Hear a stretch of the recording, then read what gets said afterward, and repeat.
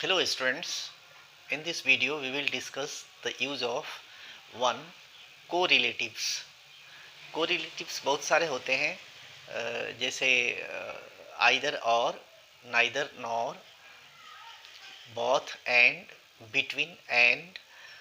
यहाँ जो correlative हम डिस्कस करेंगे वो है दो एट। आप देखें दो एट ब्लैक बोर्ड पर लिखा हुआ है। आप ये कोरिलेटिव्स है। ये साथ साथ आते हैं, जैसे नाइदर के साथ नॉर आता है, आइदर के साथ और आता है, बोथ के साथ एंड आता है, बिटवीन के साथ एंड आता है। उसी तरह दो के साथ एट आता है, THOUGHYET। तो इस कोरिलेटिव का हम कहाँ यूज़ करते हैं? तो खास करके जब हम सेंटेंस को कंबाइन करते हैं तो ये सारे कोरिलेटिव्स का यूज होता है।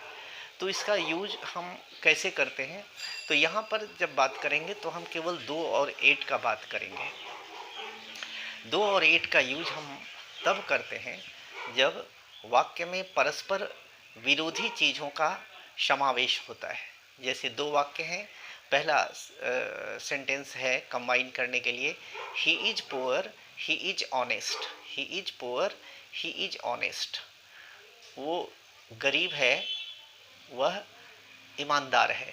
गरीबी और ईमानदारी साथ साथ नहीं चलती, इसलिए इसको कंट्राडिक्टरी आइडियाज़ है यहाँ पर। दूसरा सेंटेंस है she is thin, she is smart. बहुत पतली है, दुबली पतली है, लेकिन स्मार्ट है। तो दुबला पतला होना, स्मार्ट होना भी कंट्राडिक्शन है यहाँ पर। फिर अगले सेंटेंस में है he is rich, he is unhappy. धनी होना और अनहैप्पी होना भी कंट्राडिक्टरी है। तो इस तरह के जो आइडियाज़ हैं जब हम साथ साथ लाते हैं, इस तरह के वाक्य को हम जब कंबाइन करते हैं तो दो और एट लगाते हैं, YET। आप देखिए तो हम पहले सेंटेंस का कंबाइन करेंगे जब, तो लिखेंगे though he is poor yet he is honest. Sentence एक हो गया, though he is poor yet he is honest. इसका मतलब हुआ यद्यपि वो गरीब है फिर भी ईमानदार है, गरीबी और ईमानदारी साथ साथ है।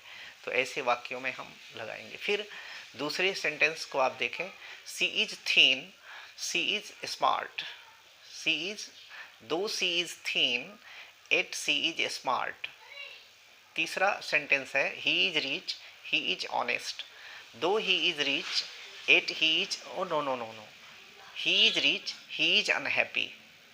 Sorry, he is rich, he is unhappy. C number sentence आप देख रहे हैं। तो though he is rich, he is, yet he is unhappy. Though he is rich yet he is unhappy. अगला सेंटेंस नंबर 4 है, डी नंबर है, it is dark I can see clearly. अंधेरे में साफ साफ दिखना कंट्राडिक्टरी है। तो though it is dark yet I can see clearly. यद्यपि अंधेरा है तथापि मैं साफ साफ देख सकता हूँ। अगला सेंटेंस है she is black, she is beautiful. तो ब्लैक होना, ब्यूटीफुल होना कंट्राडिक्टरी है। फिर भी जब हम दो एट का यूज़ करते हैं तो ऐसे करते हैं, though she is black, she is beautiful. अंतिम सेंटेंस है you are fat, you can run fast. मोटा होना, तेज़ दौड़ना कंट्राडिक्टरी है। Though you are fat yet you can run fast. तो इस तरह से हम दो और एट का यूज़ करते हैं। इसका पहले सेंटेंस का हिंदी मीनिंग जब हम कंबाइन करेंगे तो होगा यद्यपि वो गरीब है फिर भी ईमानदार है। दूसरे सेंटेंस का होगा यद्यपि वो दुबली पतली है फिर भी स्मार्ट है। तीसरे सेंटेंस का होगा यद्यपि वह धनी है फिर भी दुखी है। यद्यपि चौथे सेंटेंस का होगा यद्यपि अंधेरा है फिर भी मैं साफ साफ देख सकता हूँ। यद्यपि वह काली है फिर भी बहुत खूबसूरत है। यद्यपि तुम मोटे हो फिर भी तुम तेज़ दौड़ सकते हो। इस तरह से सेंटेंसेस हम कंबाइन करते हैं और ये बहुत इम्पॉर्टेंट है। और एक बात और, यहाँ पर जब हम एट को डिलीट करते हैं तो कभी कभी स्टैंडर्ड सेंटेंस जब लिखते हैं तो 8 को डिलीट करके वहाँ कॉमा दे देते हैं। जैसे पहले सेंटेंस को हम लिख सकते हैं, दो he is poor comma he is honest, ऐसा होगा। तो इस वीडियो को लाइक करें, channel YouTube channel Indira coaching classes को सब्सक्राइब करें। फिर कमेंट बॉक्स में इस तरह के और कुछ प्रश्न हो तो आप लिख सकते हैं, मैं जवाब देने की कोशिश करूंगा। तो इंदिरा कोचिंग क्लासेज को सब्सक्राइब करें, वीडियो को लाइक करें, अंत तक देखें, कमेंट बॉक्स में जाएं, हो सकता है इसके कुछ जवाब आपको मिल जाएं। Thank you, have a nice time.